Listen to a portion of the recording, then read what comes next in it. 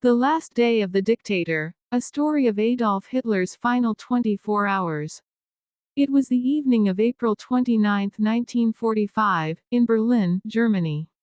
The city was falling apart. The streets were covered with smoke and ashes. Buildings were burning. Bombs were falling every few minutes. The sound of war was everywhere, loud gunfire, explosions, and the cries of people. Deep under the city, hidden below the Reich Chancellery, was a strong underground shelter called the Fuhrer bunker. Inside this bunker, many people were hiding: soldiers, secretaries, bodyguards, and top leaders. Among them was the man who had started the greatest war the world had ever seen, Adolf Hitler. He had ruled Germany with power and fear for more than a decade. He had dreamed of building a great German empire. He had started a world war. Now, that dream was dying. His army had failed. His people were starving. The Allies were closing in from the west, and the Soviet Red Army was just a few streets away from the bunker. Hitler was no longer the powerful man the world remembered.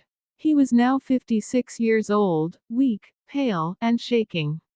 His hands trembled all the time. He hardly ate. He rarely slept. He spent his final days reading old reports, shouting at his generals, and dreaming that the war could still be won. But in his heart, he knew the truth. It was all over. He would not leave Berlin alive. As the bombs exploded above them, something strange happened in the bunker. Hitler made a decision: he wanted to get married. For many years, a woman named Eva Braun had stayed by his side. She had loved him even when the world hated him. She had never asked for power or position. She simply stayed close, hoping one day to be his wife. Now, with only hours left to live, Hitler finally agreed. On the night of April 29, at around 1 a.m., a small civil wedding ceremony was held in a low-lit room inside the bunker. A clerk came and asked both of them to sign the papers. There were only a few people present: Joseph Goebbels, his wife Magda, and Hitler's secretary Traudl Junge. Eva Braun wore a simple dark dress. Hitler wore his usual brown uniform. The room was quiet except for the sound of distant bombs. There were no flowers, no music, no happiness. Just a brief moment of silence in the middle of war. After signing the papers, Hitler kissed Eva's hand. She was now Eva Hitler, though no one outside the bunker would ever call her that. After the wedding, Hitler went back to work. He sat at his desk and began dictating two documents: his last will and his political testament. In his will, he divided his personal belongings among his few loyal staff. He also gave orders that, after his death, his body must be burned so that his enemies could not find it. But the political testament was something more. It was a long, angry message where Hitler blamed everyone but himself.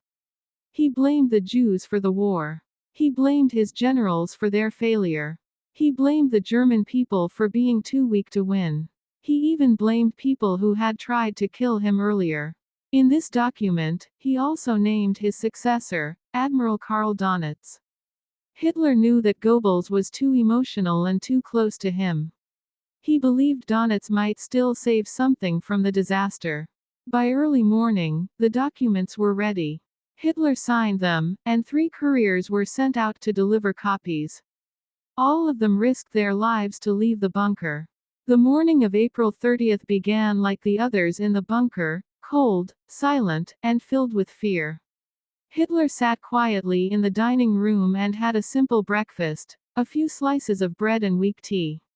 Eva sat beside him, trying to smile. But no one in the room could smile anymore. The Soviet army was just a few hundred meters away. They could hear the tanks. They could feel the ground shake. Hitler spoke little. He was lost in thought. Everyone around him knew what he was planning, but no one dared to say it out loud. Later in the morning, he called his doctor and his valet. He wanted to know how to take his own life. Hitler had always loved dogs, especially his German shepherd, Blondie. She had been with him in the bunker and brought him some peace in his last days. But now, even Blondie could not escape the end. Hitler feared that the cyanide capsules given to him might not work. He didn't trust his enemies or even his allies. He decided to test the capsule on Blondie. His doctor gave the dog a cyanide pill. Moments later, Blondie collapsed and died. Hitler stood beside her body. He said nothing. He simply stared. For some, this was the only time they saw a look of sadness on his face. Later, Blondie's puppies were also killed. It was as if Hitler wanted to destroy every last part of his life before leaving. After Blondie's death, Hitler returned to his room. He called in his top officers and staff. He thanked them for their loyalty. Some cried. Others saluted in silence. He told them they were free to leave the bunker, but most chose to stay. He gave his final orders. After his death, his and Eva's bodies must be taken up to the garden, covered with petrol, and burned completely. He feared the Soviets would put his body on public display, like they did with Italian dictator Mussolini. He did not want that shame. At around 2:30 p.m., Hitler and Eva said goodbye to the last few people. His voice was calm but cold. He walked slowly into his private room with Eva. They shut the door. Time passed slowly in the bunker. People stood quietly in the hallways. No one spoke. Everyone was waiting. At exactly 3:30 p.m., a loud gunshot echoed through the bunker. For a moment, everything stopped. Two aides, Heinz Ling and Otto Gunsche, approached the door and knocked. No answer. They opened the door carefully.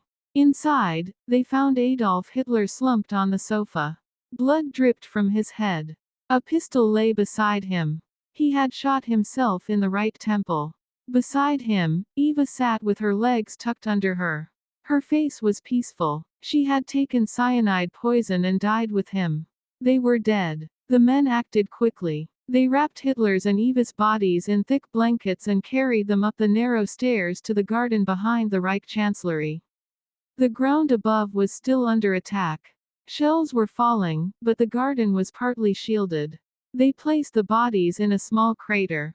They poured 50 liters of petrol over them. One of Hitler's bodyguards set the bodies on fire. The flames rose into the gray sky. Smoke mixed with the ash of the fallen city. The two bodies burned as the war raged around them. No music played. No words were spoken. The greatest war criminal in history had died, not with glory, but in fire and silence. Inside the bunker, people were frozen in fear and shock. Some started crying. Some packed their bags and planned escape. Others waited, hoping for a miracle that would never come. Joseph Goebbels, the Nazi propaganda minister, refused to leave. He believed it was wrong to live after Hitler. The next day, May 1st, he and his wife killed their 6 children with poison and then took their own lives. One by one, the bunker emptied. Some tried to escape through the sewers. Many were caught. Some were shot. Others disappeared. The Soviet soldiers entered the bunker on May 2, 1945. They searched every room. They found the burnt remains of 2 bodies. It took weeks to confirm they belonged to Hitler and Eva Braun. But by then, the war was almost over. On May 7, 1945, Germany surrendered to the Allied forces. On May 8, the war in Europe officially ended. Millions of people celebrated in the streets. The nightmare was over. Adolf Hitler was gone. His dream of a 1,000-year empire had lasted only 12 years. He had caused the deaths of more than 50 million people, including 6 million Jews in the Holocaust. His actions had destroyed countries, families, and the soul of a nation. But in the end, he died alone, defeated, and full of fear, deep underground, like a rat in a cage. Today, nothing remains of the Fuhrer bunker. The site is covered by buildings and a parking lot in Berlin. There are no statues, no honors, no flowers. Just a simple plaque telling the truth. The world remembers Hitler not for his power, but for his cruelty, hatred, and the destruction he caused. His last 24 hours were filled not with courage, but with fear, loss, and cowardice. And his story ends not with victory, but with ashes.